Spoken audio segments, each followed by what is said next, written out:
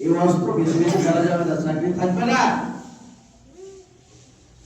এই আরাম, এই আয়েশ আপনাকে জাহান্নামে চৌরাস্তায় পৌঁছে দেবে। এই আরাম, এই আয়েশ এটা ক্ষণিকের জন্য, এটা করে আল্লাহকে আপনি পাবেন না। চাচা বুঝতে পেরেছেন কথা? আপনাদের খারাপ লাগছে? হাঁটু খাড়া করে যারা বসে আছেন ফেলে দেন, হাঁটু খাড়া চলবে। তো হাত পা ল্যাংড়া যাদের আছে, সমস্যা ব্যথা যাদের আছে, যেমন বসলে শান্তি পাবেন তেমন বসবে। এটা মসজিদ, এটা যেমন তেমন বসে আল্লাহর ইবাদত হয় না, আল্লাহকে পাওয়া যায় না। প্রধানমন্ত্রীর সামনে গিয়ে যেমন তেমন বসতে পারবেন আপনারা? পারবেন? ডক্টর ইউনূস যদি আপনাদের আহ্বান করে সাক্ষাতের জন্য যেমন তেমন পোশাক পরে যেতে পারবেন? যেমন সেমন বসবেন পারবেন? পারবেন না। বলেন তো, মন্ত্রীর মন্ত্রী কে? বিচারকের বিচারক কে? এই পৃথিবীর সবচেয়ে বড় মন্ত্রী কে বলেন তো? আল্লাহ। তাহলে সাধারণ একজন মানুষের সামনে যদি আমরা ভদ্রতা বজায় না রেখে বসতে পারি না, তাহলে ওই আল্লাহর সামনে যে আল্লাহর কাছে মাথা নত করতে এসেছি, রাসূল কারীম সাল্লাল্লাহু আলাইহি ওয়াসাল্লামের ভাষা অনুযায়ী ডাইরেক্টলি আল্লাহর সাথে কথা বলতে এসেছি, ডাইরেক্টলি আল্লাহকে দেখা করতে এসেছি, আল্লাহর সাথে মোলাকাত করতে এসেছি। মসজিদে ওখানে যেমন সমান বসে থাকবেন, যেমন সমান পোশাক পরে আসবেন, একরকম আসলেই হল। যে পোশাক পরে আপনি মাঠে কাজ করেন সে পোশাক পরে চলে আসবে। একটু শিষ্টাচারিতা নেই, একটু ভদ্রতা নেই। এখানে এসেছে আল্লাহর সঙ্গে কথা বলতে।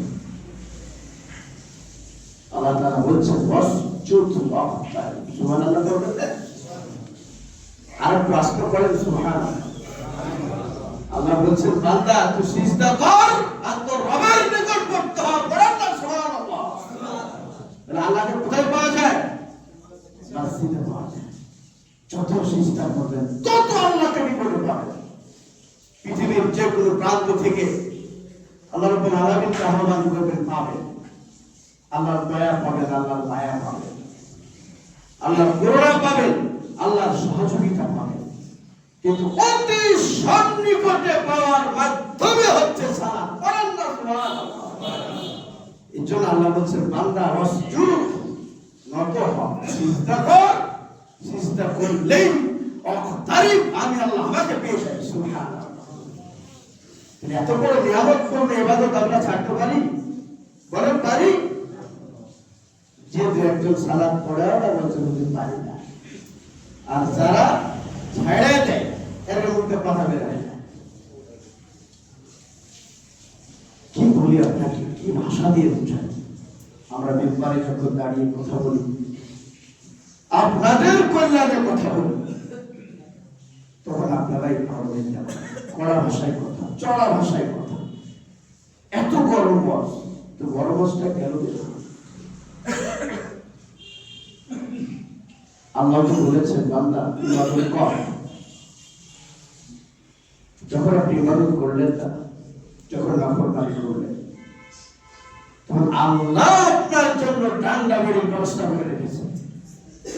ভালো কথাই যে শোনে না তারা মন করে একটু দেওয়াই না,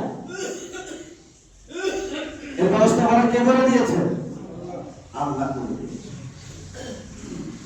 আল্লাহ বলছেন তোরা তো জাহান্নামে পোড়াবো পোড়াবো, এরপরে তোরা বলা হবে সুকুমান হামিমান, ফুটন্ত তপ্তকর পানি পান করো।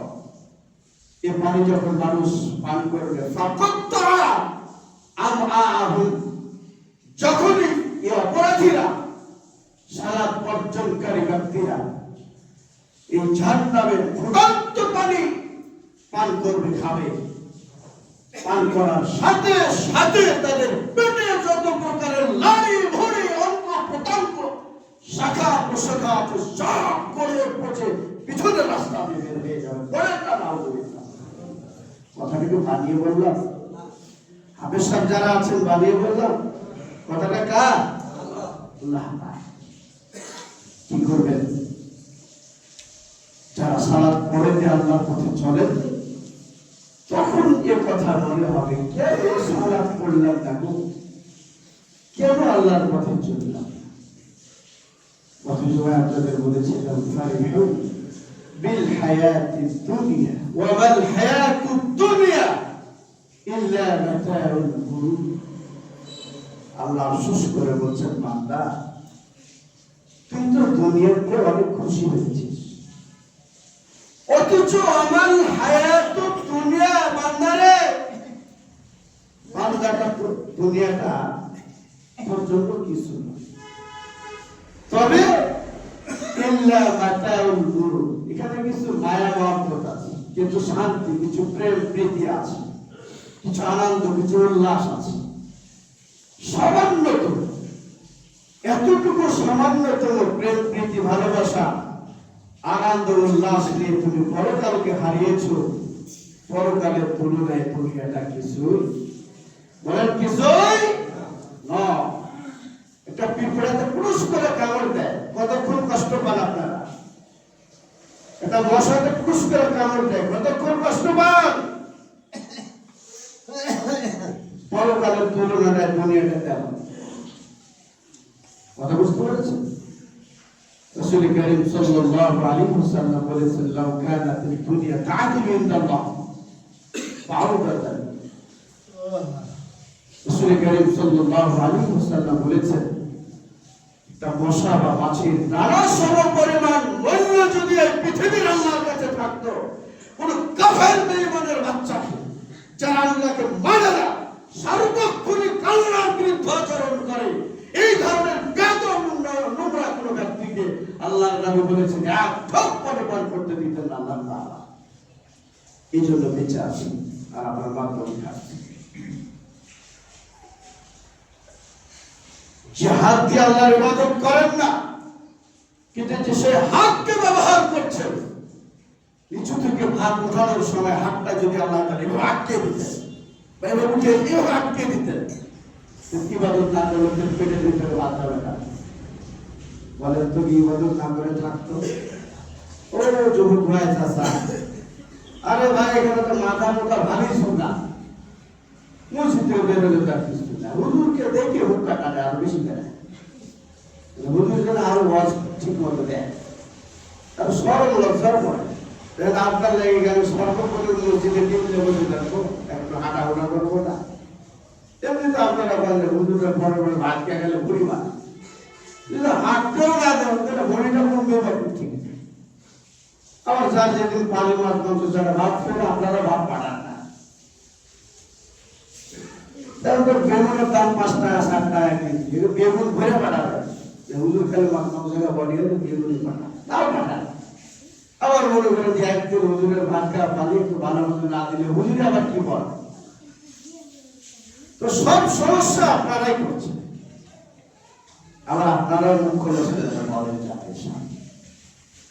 করবো কি করবো, বলেন তো কি ভাষায় আপনাদের বৈষম্যতা কেন আসছে? বিড়িটা খাইলে তো লজ্জা সরব করে খাওয়া। কালকে যে আমার সামনে বিড়ি খেয়েছে, লোক আমার চোখে চোখে ঘুরতেছে, চোখের সাথে যদি আমার চোখ পড়ে দিলে এসে না, হুজুর আমাকে নাম ধরে ক্যারিয়ে দেখছে বিড়ি খেতে।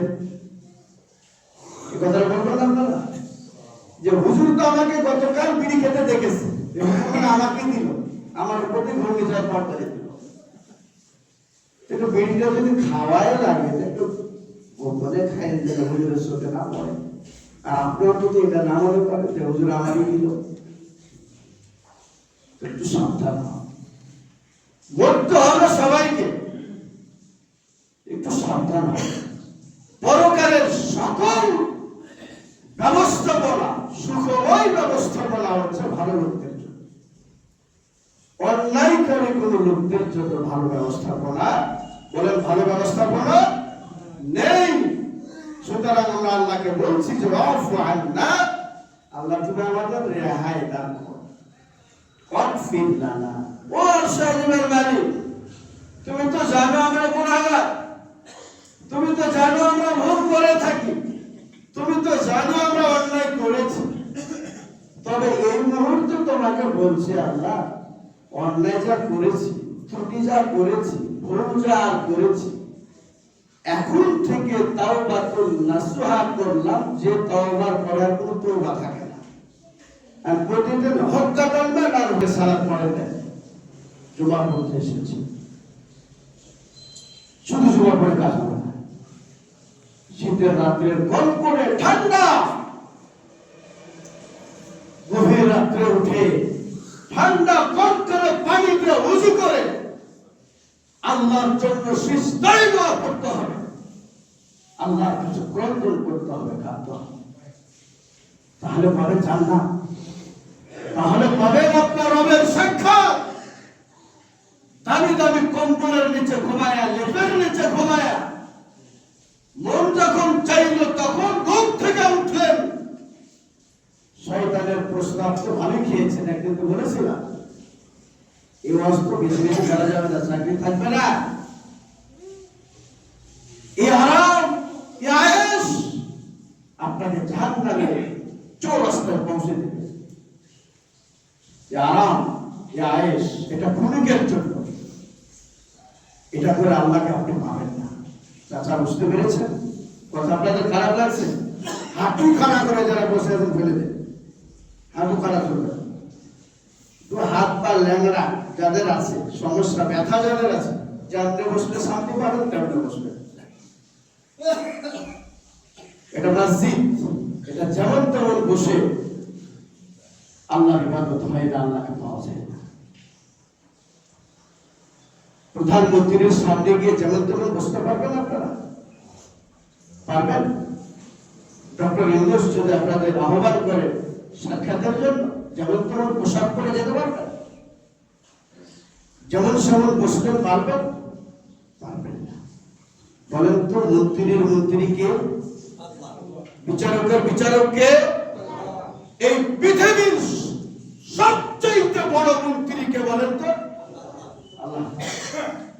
তাহলে সাধারণ একজন মানুষের সামনে যদি আমরা ভদ্রতা বজায় না রেখে বসতে পারি না, তাহলে ওই আল্লাহর সামনে যে আল্লাহর কাছে মাথা নত করতে এসেছি, রাসূল কারীম সাল্লাল্লাহু আলাইহি ওয়াসাল্লামের ভাষা অনুযায়ী ডাইরেক্টলি আল্লাহর সাথে কথা বলতে এসেছি, ডাইরেক্টলি আল্লাহকে দেখা করতে এসেছি, আল্লাহর সাথে মোলাকাত করতে এসেছি।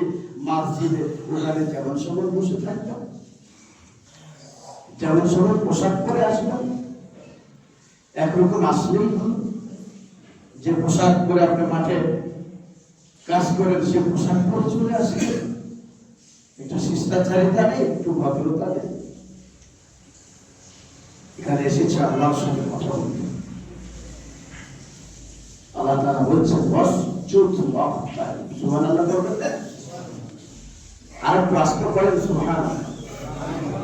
আল্লাহ বলছেন বান্দা তুই সিজদা কর আর তোর রবের নিকট করতে হবে। বলেন না সুবহানাল্লাহ। তাহলে আল্লাহকে কোথায় পাওয়া যায়? মসজিদে পাওয়া যায়। যত সিজদা করবেন তত আল্লাহকে নিকটে পাবেন। পৃথিবীর যে কোনো প্রান্ত থেকে আল্লাহ রাব্বুল আলামিনকে আহ্বান করবেন, পাবেন। আল্লাহর দয়া পাবেন, আল্লাহর মায়া পাবেন, আল্লাহর করুণা পাবেন, আল্লাহর সহযোগিতা পাবেন। কিন্তু অতি সন্নিকটে পাওয়ার মাধ্যমে হচ্ছে সালাত। বলেন না সুবহানাল্লাহ। এই জন্য আল্লাহ বলছেন বান্দা ওয়াসজুদ, নত হ, সিজদা কর। সিজদা করলেই অকতারিব আমি আল্লাহ আমাকে পেয়ে যাই। সুবহানাল্লাহ। এত বড় নিয়ামত করলে ইবাদত আমরা ছাড়তে পারি? বলেন পারি? যে দু একজন সালাত পড়ে ওরা বলছে হুজুর পারি না, আর যারা ছেড়ে দেয় এর মধ্যে কথা বেরোয় না। কি বলি আপনাকে, কি ভাষা দিয়ে বুঝাই? আমরা মেম্বারে যখন দাঁড়িয়ে কথা বলি, আপনাদের কল্যাণে কথা বলি, তখন আপনারাই পারবেন না। কড়া ভাষায় কথা, চড়া ভাষায় কথা, এত গরম বস, তো গরম বসটা কেন দিল? আল্লাহ তো বলেছেন বান্দা ইবাদত কর। যখন আপনি ইবাদত করলেন না, যখন নাফরমানি করলেন, তখন আল্লাহ আপনার জন্য ঠান্ডা বেরিয়ে ব্যবস্থা করে রেখেছেন। ভালো কথাই যে শোনে না তারা মুখ করে একটু দেওয়াই না। এই ব্যবস্থা আমরা কে করে দিয়েছে? আল্লাহ করে দিয়েছে। আল্লাহ বলছেন তোরা তো জাহান্নামে পোড়াবো। এরপরে তোরা বলা হবে সুকুমান হামিমান, ফুটন্ত তপ্তকর পানি পান করো। এই পানি যখন মানুষ পান করবে যখনই এই অপরাধীরা, সালাত বর্জনকারী ব্যক্তিরা এই জাহান্নামের ফুটন্ত পানি পান করবে, খাবে, পান করার সাথে সাথে তাদের পেটে যত প্রকারের নাড়ি ভুঁড়ি অঙ্গ প্রত্যঙ্গ শাখা প্রশাখা সব করে পচে পিছনের রাস্তা দিয়ে বের হয়ে যাবে। কথাটাকে বানিয়ে বললাম? হাফেজ সাহেব যারা আছেন বানিয়ে বললাম? কথাটা কার? আল্লাহ। কি করবেন? যারা সালাত পড়ে দিয়ে আল্লাহর পথে চলেন তখন এ কথা মনে হবে, কেন সালাত পড়লাম না গো, কেন আল্লাহর পথে চললাম? অথচ আপনাদের বলেছিলাম ফারিহু বিল হায়াতিদ দুনিয়া ওয়া মাল হায়াতুদ দুনিয়া ইল্লা মাতাউল গুরুর।